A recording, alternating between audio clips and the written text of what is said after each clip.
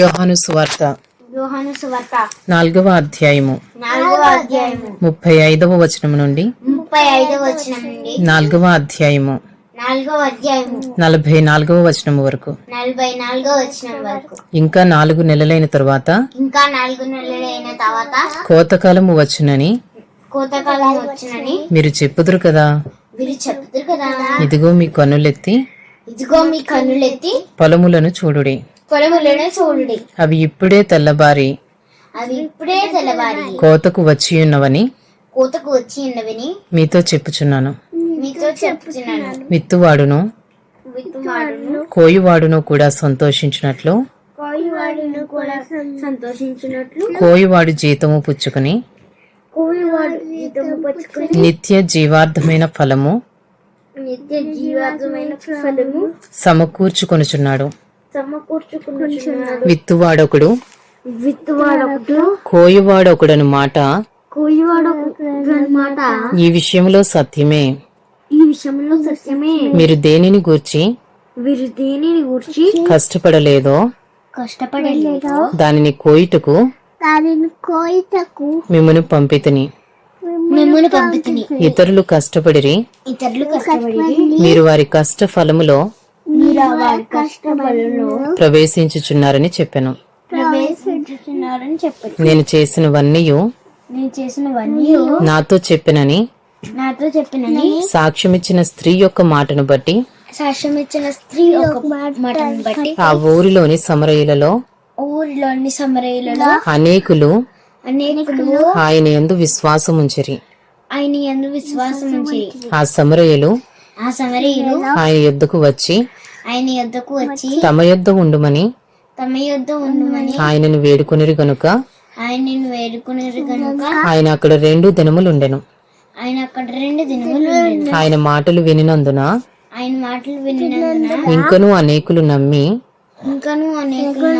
ఆ స్త్రీని చూచి ఇక మీదట నీవు చెప్పిన మాటను బట్టి కాక మా మట్టుకు మేము విని ఈయన నిజముగా లోకరక్షకుడని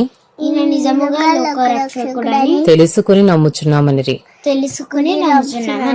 ఆ 2 దినములైన తరువాత ఆయన అక్కడి నుండి బయలుదేరి గలిలయకు వెళ్ళెను.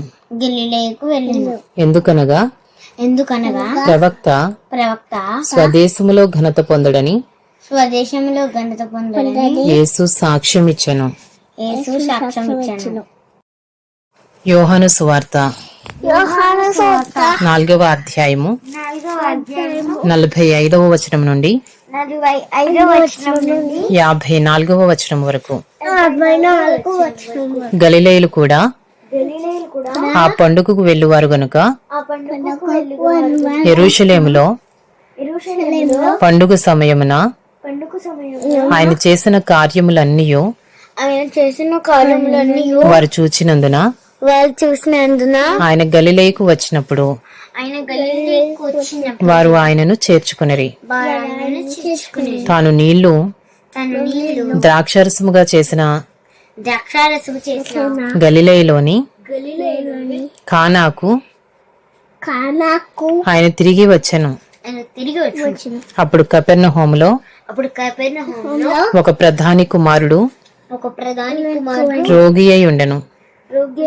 యేసు యూదయ నుండి గలిలయకు వచ్చినని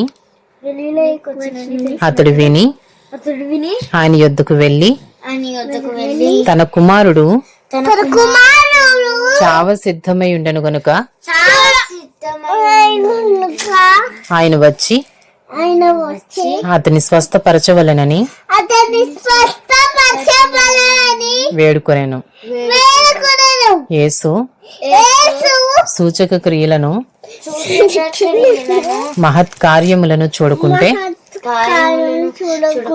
మీరెంత మాత్రము నమ్మరని అతనితో చెప్పాను. అందుక ప్రధాని ప్రభువా నా కుమారుడు చావక మునిపే రమ్మని ఆయనను వేడుకొనెను. వేడుకొనెను. యేసు యేసు నీవు వెళ్ళుము, నీవు వెళ్ళుము, నీ కుమారుడు బ్రతికి ఉన్నాడని నీ కుమారుడు బ్రతికి ఉన్నాడని అతనితో చెప్పగా అతనితో చెప్పగా ఆ మనుష్యుడు ఆ మనుష్యుడు యేసు తనతో చెప్పిన మాట నమ్మి యేసు తనతో చెప్పిన మాట నమ్మి వెళ్ళిపోయాను.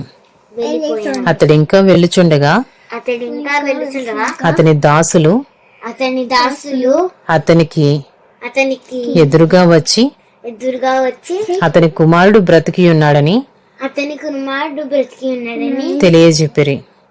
తెలియజెప్పిరి. ఏ గంటకు ఏ గంటకు వాడు బాగుపడసాగెనని వాడు బాగుపడసాగెనని వారిని అడిగినప్పుడు వారిని అడిగినప్పుడు వారు వారు నిన్న 1 గంటకు నిన్న 1 గంటకు జ్వరము వానిని విడిచెనని జ్వరము వారిని విడిచెనని అతనితో చెప్పిరి. అతనితో చెప్పిరి. నీ కుమారుడు బ్రతికి ఉన్నాడని నీ కుమారుడు బ్రతికి ఉన్నాడని యేసు తనతో చెప్పిన గంట యేసు తనతో చెప్పిన గంట అదే అదే అని తండ్రి తెలుసుకొనెను. అని తండ్రి తెలుసుకున్నాను. కనుక గనుక అతడును అతడును అతని ఇంటి వారందరూ నమ్మిరి. అతని ఇంటి వారందరూ నమ్మిరి. ఇది యేసు ఇది యేసు యూదయ నుండి గలిలయకు వచ్చి యూదయ నుండి గలిలయకు వచ్చి చేసిన చేసిన రెండవ సూచక క్రియ. రెండవ సూచక క్రియ.